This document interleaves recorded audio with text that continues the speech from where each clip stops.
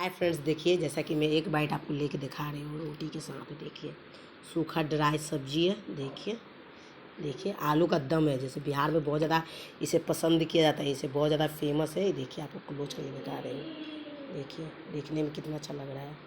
बिल्कुल होममेड मसाला से रेडी होता है। और ऑमलेट भी आपको दिखाती हूँ। देखिए होममेड, देखिए जैसा कि रेडी हुआ है।